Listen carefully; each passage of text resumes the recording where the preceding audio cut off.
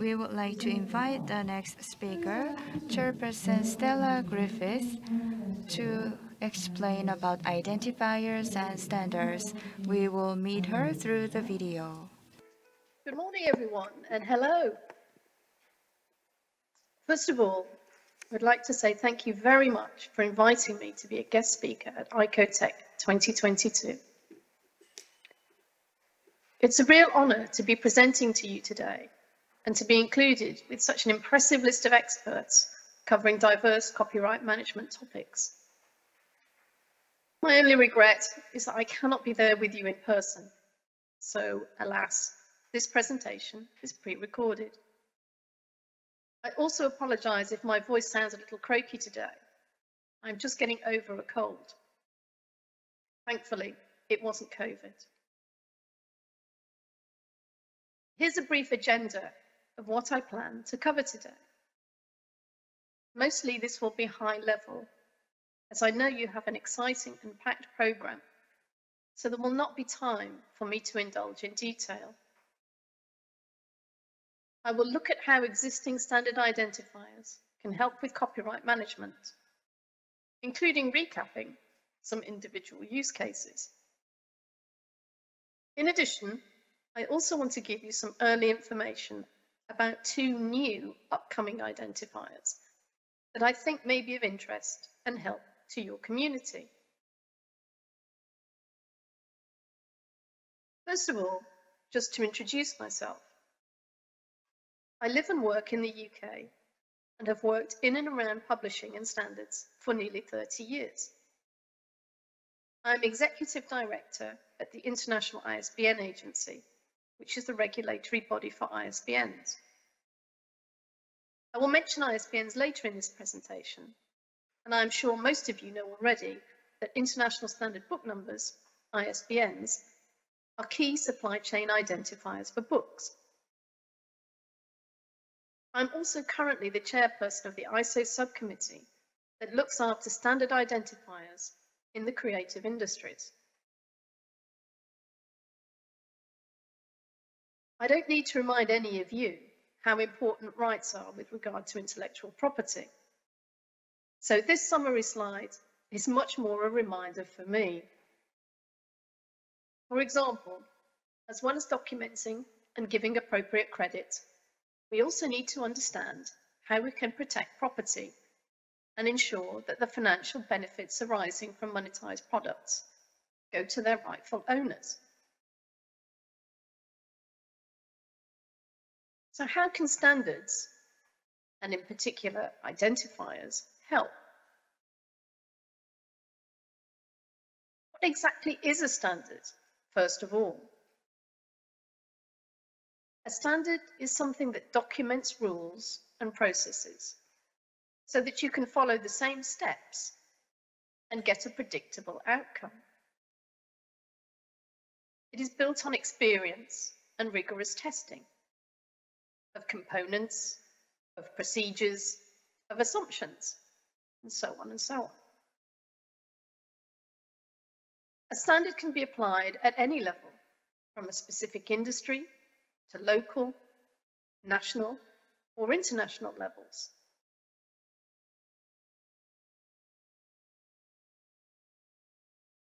Why would you want to follow or implement a standard? What are the benefits?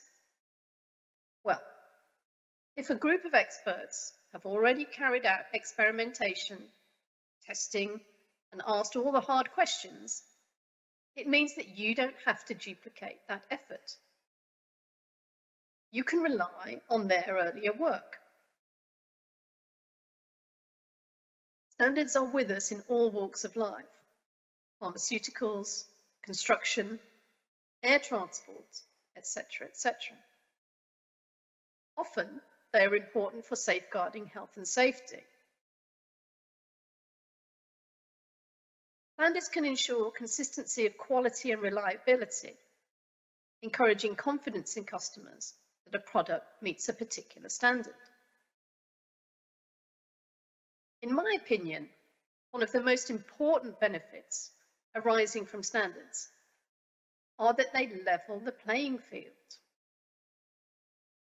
Producers are encouraged to meet a consistent standard and must then concentrate on developing their own USP or other aspects of their offering to increase market share or gain prominence.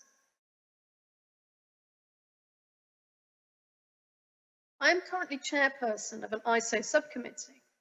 But what is ISO? It's an independent NGO that was founded in 1947 purely to develop and publish standards. The name itself, ISO, comes from the Greek word isos, which means equal. There are more than 21,000 ISO standards now and 167 national member bodies. So ISO is a key player in world standards. ISO standards are proposed by industry producers and stakeholders, for example, consumer groups. It was book retailers, not publishers, who were the original force behind the development of the ISBN. Once accepted, proposals are developed by groups of experts, and this can take some time. 3 years is typical, because ISO incorporates a number of different review stages before a standard can be published.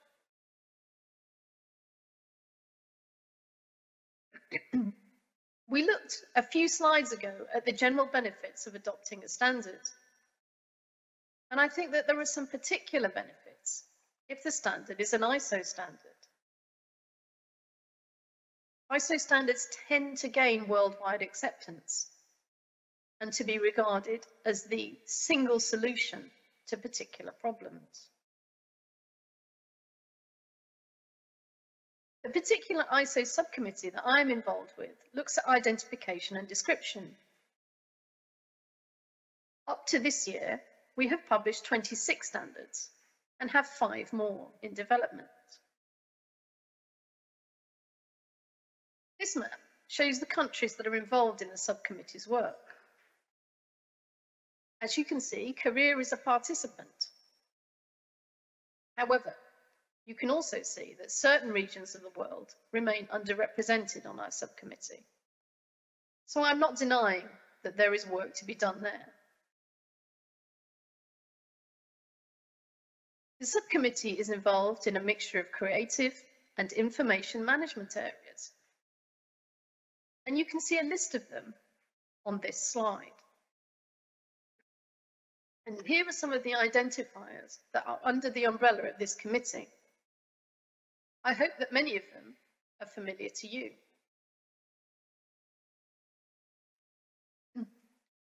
Today, I'm going to focus on just 4 of the existing identifiers. The first of these is the ISBN, International Standard Book Number. Well known to you, I'm sure, as the number often barcoded on the back of a book. So hopefully you might be able to see that there. ISBN was the first identifier on the creative scene, developed in the late 1960s at the very dawn of computerization. But it's adapted over time. Not only printed books, but digital and audio books qualify within the scope. Although it's from an analog time, using, for example, technology provided by another identifier, the DOI, the ISBN can be made actionable. Over 2.2 million publishers around the world use ISBN, and almost all countries have adopted the standard. Over 250 million ISBNs have been assigned to publications. Each unique publication, change in format, edition, usage constraint, and so on, means a separate ISBN is required. ISBN is a supply chain identifier, and its purpose, by design, is not to identify the copyright holder.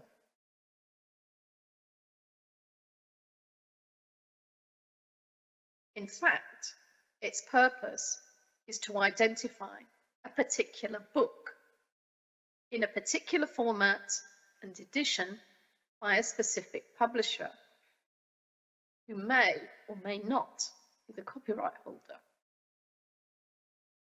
However, ISBN has become ubiquitous in many supporting systems: production, sales tracking, rights and royalties management, to name just a few. It's become the key through which all metadata about a particular book is linked and managed.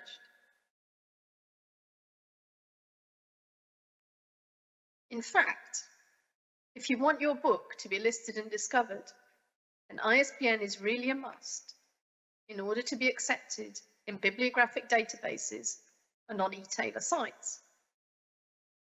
Effectively, it enables entry to the market.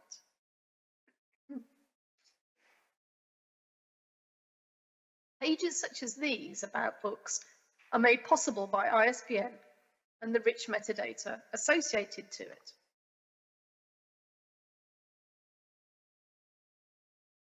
And of course, you will see pages serving other industries built on similar principles and that also heavily rely on using identifiers. I want to focus on just one particular use case for ISBN that comes from the UK.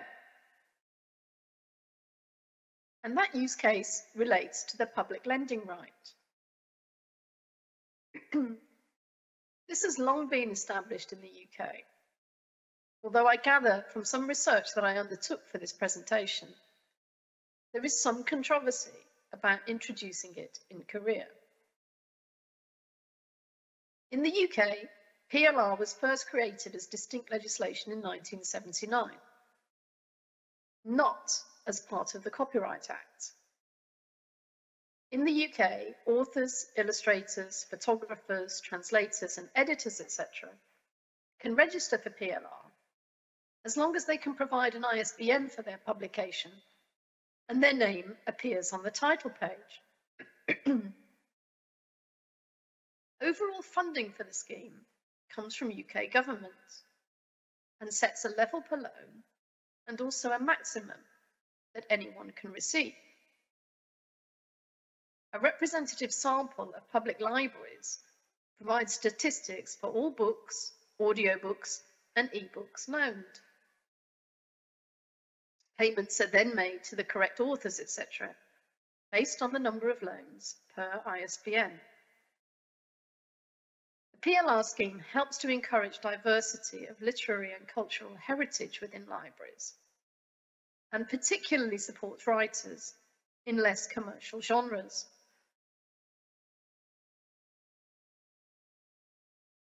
Let's move on now to a newer identifier, the DOI, Digital Object Identifier. It's important to clarify that this is a digital identifier for any kind of object. The object itself does not have to be digital. DOIs are permanent and are capable of multiple resolution. As you can see on the slide, last year, DOI resolutions reached 10.5 billion, with one of the main applications being in cross-reference and citation linking within academic articles. So, for example, clicking on this DOI will take you to this page, where you have the option to read the abstract, download a PDF, which may be chargeable, and so on.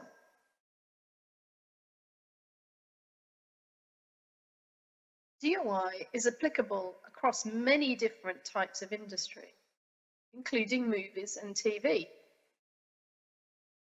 One application in that sphere is that of IDA, the Entertainment Identifier Registry.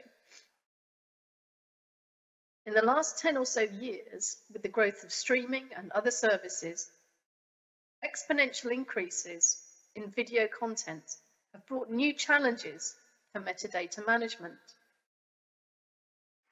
The top 6 Hollywood studios were early adopters and funders of IDA, which uses DOI. Now, such identifiers are a prerequisite in order to sell video content on streaming platforms such as Netflix and Amazon.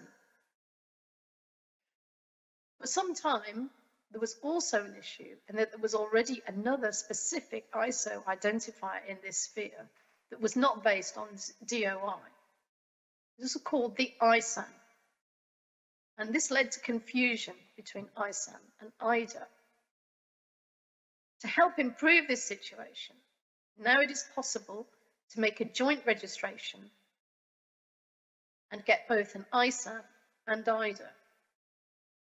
Again, both ISAN and IDA facilitate efficient distribution of movie and TV content across various platforms.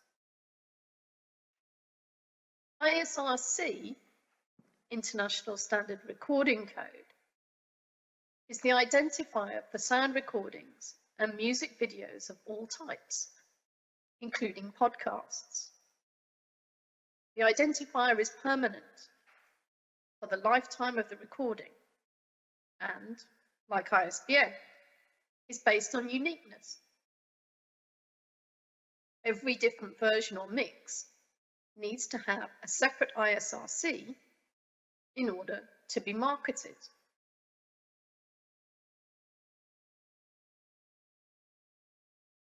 This is an example ISRC showing its constituent parts.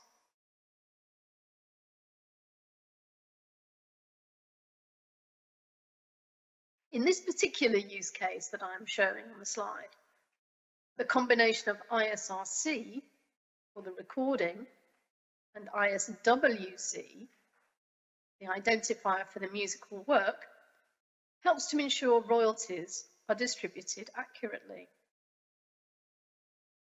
In order to sell a recording on Amazon, for example, the ISRC must be quoted or associated.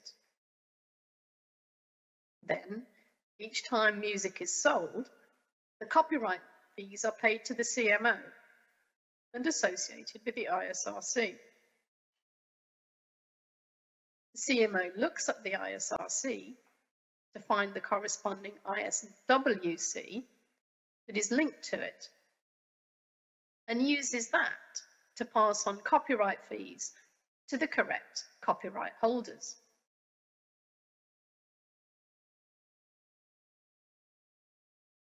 ISNI, International Standard Name Identifier, is my final example of the existing identifiers.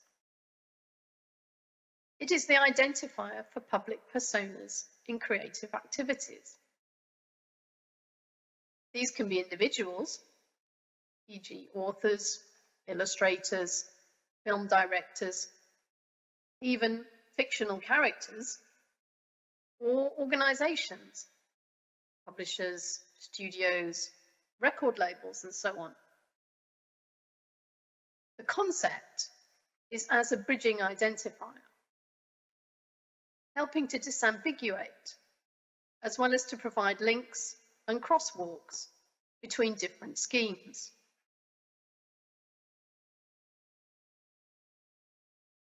Here is an example ISNI entry for a Korean author.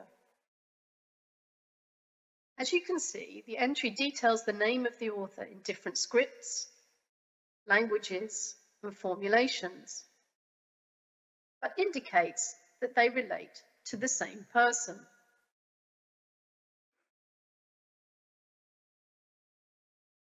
There is a list of the titles in which this author has been involved, so facilitating copyright management. I hope this record is fine, but ISNI are always looking to improve their data.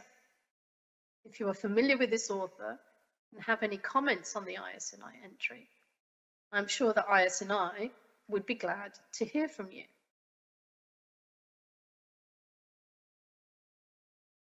I hope by these few and brief examples, you can see how different identifiers can bring different kinds of assistance. They can work singly or in combination, a sort of interoperable web of identifiers. The metadata for each identifier can, of course, include other related identifiers, e.g. IS&Is for the author and the publisher imprint can be included in the metadata associated with an ISBN. All of these help us to find the correct rights holder and their works. And using international standard identifiers demonstrates trustworthiness and reliability.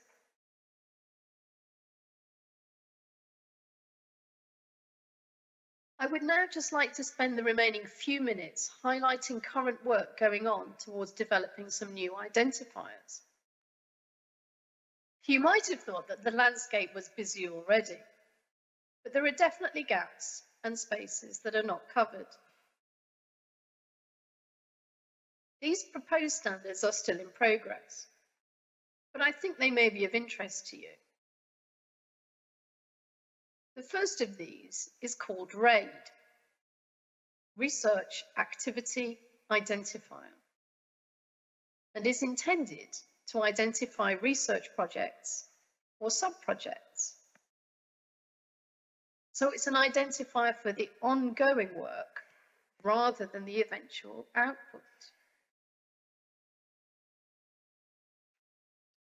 However, of course, other identifiers, such as DOI, ISBN, which are specifically for the output, be that scholarly articles, monographs, etc., can be included in the RAID metadata, as well as identifiers for the researchers involved, IS&I, ORCID. So RAID is not published yet, but work has been ongoing since 2018, involving 15 experts from 9 countries. And you can see the headline progress of this work project on the slide, including the drafts that have been produced and balloted.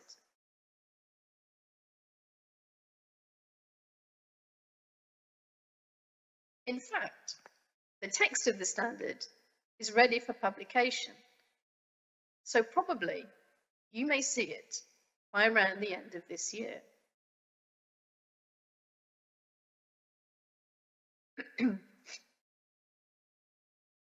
International Standard Content Code, the ISCC, is a different approach to identification. In this case, the idea is that the identifier will be derived from the content itself using hash algorithms. The intended scope is broad. Any sort of content that is available digitally, music, text, images.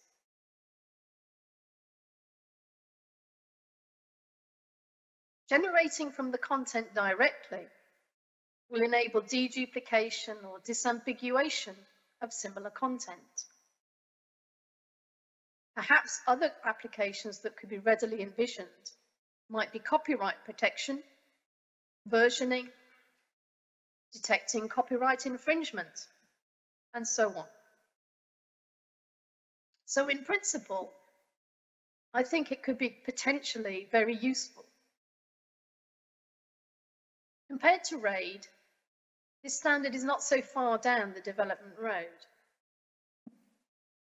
There have been a number of important decisions about its scope and intention that have taken time, and the road has not always been a straight one. The project started in 2019 and has a lot of good experts, 34 experts from 12 countries. So there really is a lot of interest in this. The first official draft has just been issued for comments. So final publication of this one is unlikely before October 2024. Nevertheless, I think it is an interesting concept and definitely one I think to keep an eye on.